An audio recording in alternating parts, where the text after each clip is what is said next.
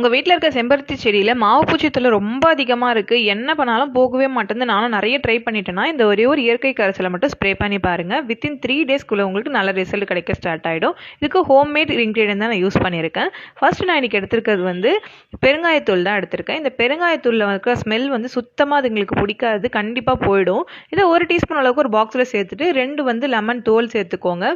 இந்த கரைசல் ரெடி பண்ணுறதுக்கு நான் 1 லிட்டருக்கு இந்த அளவு சொல்லியிருக்கேன். நீங்கள் அதிகமாக ரெடி பண்ணணும்னா அதிகமாக எடுத்துக்கோங்க. இதுலேயே இப்போ இதை சேர்த்துட்டு மூடி போட்டு இப்போ இன்றைக்கி ஈவினிங் இதை ரெடி பண்ணுறீங்கன்னா நாளைக்கு ஈவினிங் ஸ்ப்ரே பண்ணுற மாதிரி இருக்கும். ஒரு நாள் வரைக்கும் வச்சிங்கனாலே போதும். வச்சுட்டா இதோட எக்ஸ்ட்ராக்ட் எல்லாமே அந்த தண்ணியில் இறங்கி தண்ணி வந்து நல்லா பவர்ஃபுல்லாக மாறிடும். இப்போ இது ஈவினிங் வந்து நீங்கள் ஸ்ப்ரே பண்ணிட்டு வரலாம்.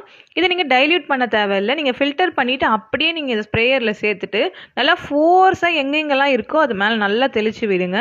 எனக்கு இது வரைக்கும் நான் பூச்சி தாக்குதல் எதுவுமே வந்தது கிடையாது என்னோடய செம்பருத்தி செடியில். பட் மைன்யூட்டாக இருக்கும் போது நீங்கள் ஸ்ப்ரே பண்ணிட்டீங்கன்னா போயிடும். உங்கள் வீட்டில் பூச்சி ரொம்ப அதிகமாக இருக்குன்னா இந்த ஸ்ப்ரேவை தொடர்ந்து 3 நாள் வரைக்கும் நீங்கள் தெளிச்சிட்டு வாங்க. 3 நாள்லேயே கம்ப்ளீட்டாக சரியாகிடும். ஸோ இதே போல் நீங்களும் ட்ரை பண்ணி பாருங்கள். வேறு ஏதாவது டிப்ஸ் வேணும்னா கமெண்ட் பண்ணுங்கள், நான் கண்டிப்பாக ஷேர் பண்ணுறேன். இதே போல் வீடியோஸ் வேணும்னா ஃபாலோ பண்ணிக்கோங்க. பாய்.